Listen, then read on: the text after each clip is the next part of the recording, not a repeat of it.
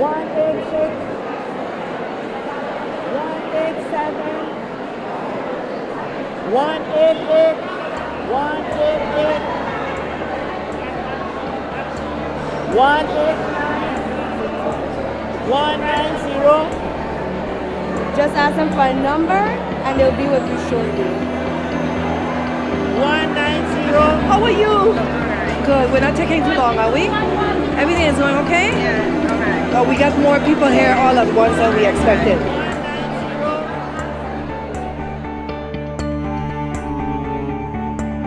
They want to know about health care. I know we got 34% poverty. What comes with poverty? You got poor health.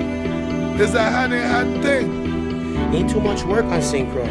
Tourism has been slow for over 2-3 years. We have an international airport and we have a big dock here and we don't see no ships. But here, healthcare it's about money and who you are, I think. The hospital doesn't work properly, you know. Everything is not in our favor almost. That it's expensive to live here.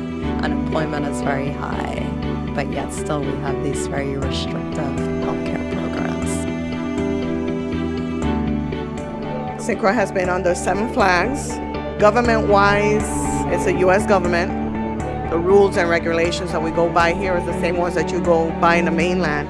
There are lots of people in the U.S. that do not know that people born in the Virgin Islands and in Puerto Rico are American citizens, that we're born American citizens. We don't get naturalized. But this is a population that is disadvantaged. In order for you to get Medicaid in the Virgin Islands, you cannot earn more than $5,500 a year. You have to be so poor and your assets no more than $100. You can't even buy a bicycle. I mean, that's the way I look at it. You have to be so poor in order to get Medicaid. And many of these people are working poor. The Medicaid funds to the territories are capped. In other words, for each and every person who qualifies under Medicaid, we don't get money. We just get a capped amount, and we have to, use that even though we have a greater need. I mean, there are other people here who do not get health care in the true sense of the word because they don't have the insurance.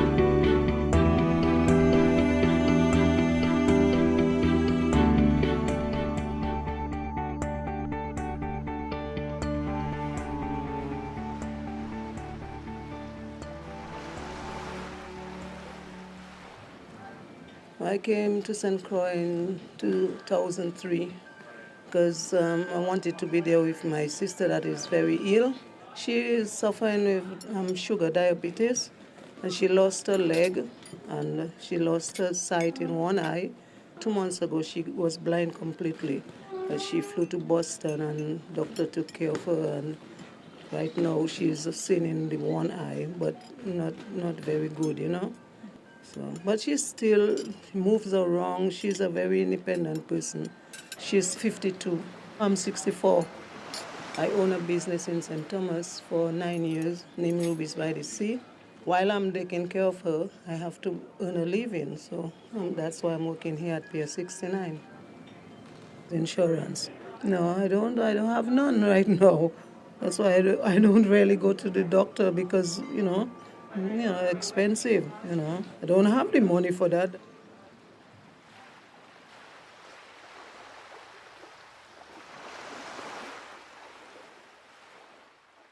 As long as you like the sunshine, the sea, and talking to people, this is a great place to be. I've lived here 30 years.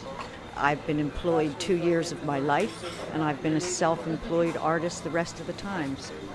I run an art business here. We make glass and I do sculpture. I'm not ready to retire. I'm still chugging along, and I'll probably do that until the day I die. When Careforce comes, I'll put my arm out and get my injection without raising a fuss.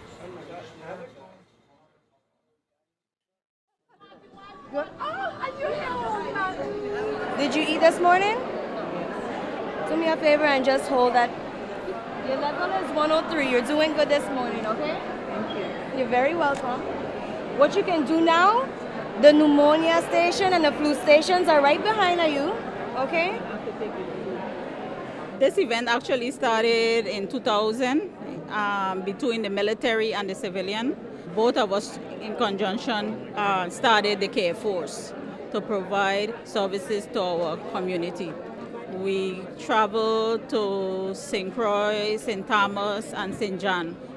We have doctors, nurses, dentists, and this is something that we look forward to do every year.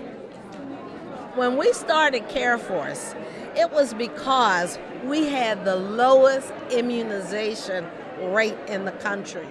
And I know this sounds like a ridiculous figure, but we have grown in 7 years 1,008% in reference to people receiving the vaccine.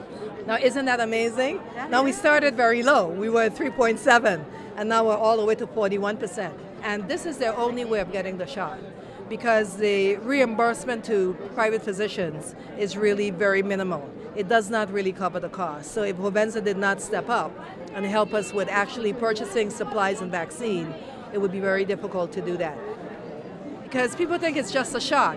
You've got to have syringes, gloves, you've got to have the red containers for the biohazardous, you have to have, alcohol swabs, you've got to have a record-keeping system, you've got to have signs, water, ice, all kinds of things.